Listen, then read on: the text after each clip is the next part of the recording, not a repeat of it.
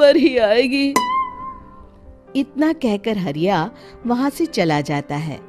रास्ते में जंगल से गुजरते हुए हरिया की बैलगाड़ी का एक चक्का बड़े गड्ढे में फंस जाता है।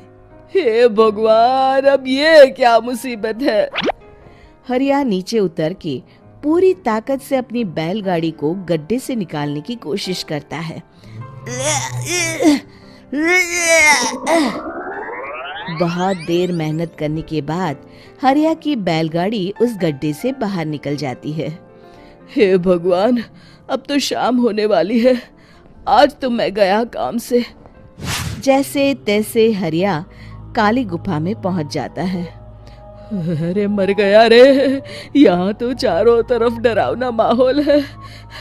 मैंने यहाँ आने में बहुत देर कर दी, कहीं चुड़ैल नाराज ना हो जाए। हरिया अनाज की बोरिया वहां रख के जैसे ही जाने लगता है, तभी उसे किसी के आने की आवाज सुनाई देती है।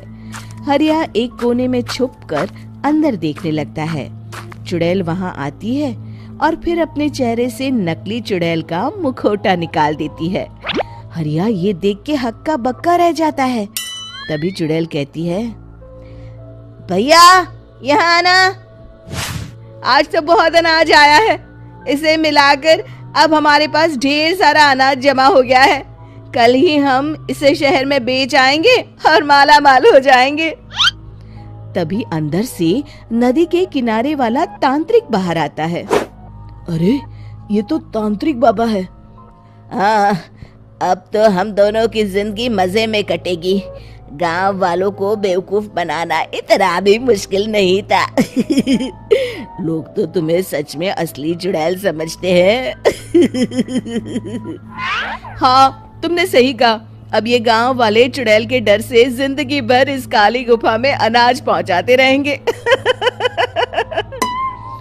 अच्छा, तो ये बात है। ये दोनों पूरे गांव वालों को बेवकूफ बना रहे हैं। अभी जाकर सबको बताता हूँ। हरिया उन दोनों की पूरी बातें सुन लेता है और जल्दी से वापस गांव में आता है। गांव वालों को पूरी बात बता देता है। इससे पहले वो दोनों हमारा अनाज लेकर शहर जाए, हमें उन दोनों को पकड़ना होगा। उधर दूसरी तरफ नकली तांत्रिक और नकली चुड़ैल बनी औरत एक बड़ी गाड़ी में सारा अनाज लाद के वहां से निकलने की तैयारी कर रहे होते हैं।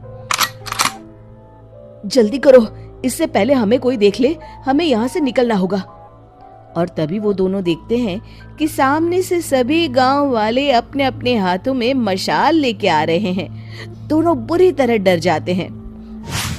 रुक जाओ, तुम दोनों का भांडा फूट चुका है। अरे मर गए रे, ये गांव वाले कहाँ से आ गए? तुमने क्या सोचा इतनी आसानी से यहाँ से निकल जाओगे?